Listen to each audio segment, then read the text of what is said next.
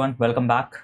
I hope आपने पिछले session को देखा है जहां मैंने डिटेल्स में बताया है कि ग्रुप बाय क्या होता है, कैसे यूज़ होता है, उसका जनरल सिंटैक्स भी आपको बताया था।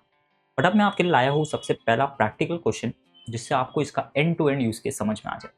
ठीक है, ये मैंने आप ही के डेटा सेट पे बनाया है, तो यहाँ पेस्ट कर देता हूँ इसे। तो क्वेश्चन है, what is the total salary expense for each department. Her department के लिए टोटल सैलरी एक्सपेंस आपको बताना है। तो क्या हम directly select sum of salary कर सकते हैं? नहीं। क्यों? क्योंकि वो तो हमें पूरे पूरे एम्प्लॉयज़ का सैलरी का सम देगा, बट हमें डिपार्टमेंट वाइज ग्रुप बनाना है और उस ग्रुप के अंदर सम अप्लाई करना है। Are you understanding?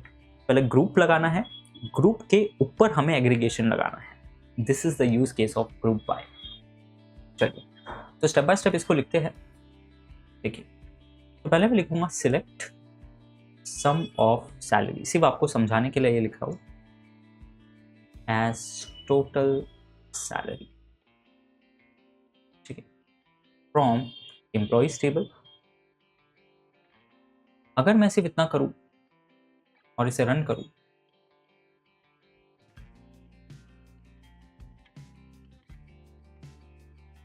तो क्या होगा? मुझे टोटल सैलरी पूरे एम्प्लॉइज की मिला के मिल जाएगी। लेकिन मुझे क्या करना है, ईच डिपार्टमेंट वाइज मुझे सम ऑफ सैलरी बताना है। तो यहाँ मैं क्या करूँगा, यहाँ मैं लिखूंगा सिलेक्ट, ताकि आपको समझ में आए अच्छे से। यहाँ मैं डिपार्टमेंट आईडी भी सिलेक्ट कर लेता हूँ और फिर सम ऑफ सैलरी एज, इसको मैं लिख देता हूँ टोटल, और इसको मैं लिख देता हूँ टोटल डिपार्टमेंट सैलरी। लेकिन डिपार्टमेंट के ग्रुप तो बनाना है, तो मैं फ्रॉम के बाद लिखूंगा group by. Here I will put group by. क्या बेसिस पे मुझे ग्रुप बनाने हैं? डिपार्टमेंट आईडी के बेसिस पर ग्रुप बनाने हैं। तो यहाँ मैं लिखूंगा group by department ID.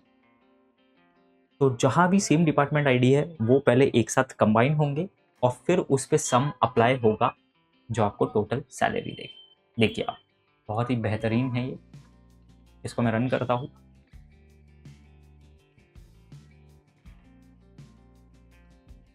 And here is the output. तो मेरे पास टोटल 10 डिफरेंट डिपार्टमेंट्स है। फर्स्ट डिपार्टमेंट का सम ऑफ सैलरी आ गया, सेकेंड डिपार्टमेंट का सम ऑफ सैलरी आ गया, हर डिपार्टमेंट का टोटल सैलरी आपके सामने है।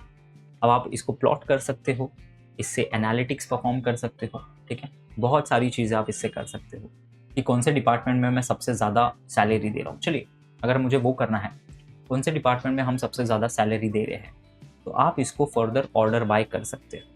You can further order this data. तो आप कर सकते हो order by total department salary in descending. चलिए इसको रन करके देखते क्या होता है।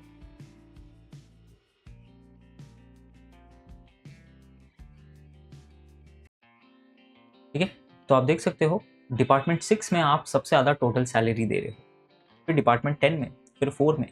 तो अब आपको एक आइडिया आ गया कि यार ये सबसे कम सैलरी लेने वाला डिपार्टमेंट है और ये सबसे ज़्यादा सैलरी लेने वाला डिपार्टमेंट है।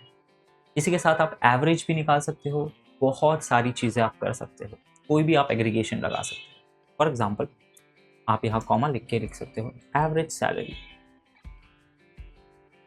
एज एवरेज डिपार्टमेंट सैलरी रहेगी। ठीक है, यानी उस डिपार्टमेंट के जितने भी एम्प्लॉयज़ है उनका एवरेज, यानी आपको पता चल जाएगा कि ये डिपार्टमेंट की एवरेज सैलरी इतनी है। ठीक है, इसंट दैट अमेजिंग? तो आपको पता चल जाएगा कि हर डिपार्टमेंट में एवरेज सैलरी आप कितनी दे रहे हो, not total average, departmental average. तो 6th डिपार्टमेंट में टोटल सैलरी ये है, बट ऑन एन एवरेज आप इतनी सैलरी दे रहे हो। 1 लाख है या यस राइट, 1,03,285 टोटल इतनी सैलरी। लेकिन ऑन एन एवरेज हर एम्प्लॉय को अगर इक्वली डिस्ट्रीब्यूट की जाए तो इतनी सैलरी हर एम्प्लॉय के पास जा रही है। तो you can literally play around with this concept. बहुत ही यूजफुल है। कोई भी एग्रीगेशन लगाइए और जैसे हम सेशंस में आगे बढ़ेंगे आपको और प्रैक्टिकल नॉलेज मिलती रहेगी। Till then, keep practicing and thank you so much. Hey, I hope you have enjoyed the lecture and got to learn something from it. For well-structured guidance and live doubt sessions, you can check out the link in the description below. And the best part about it is that it's completely for free. So keep upskilling yourself, and we wish you all the very best for your journey. Take care.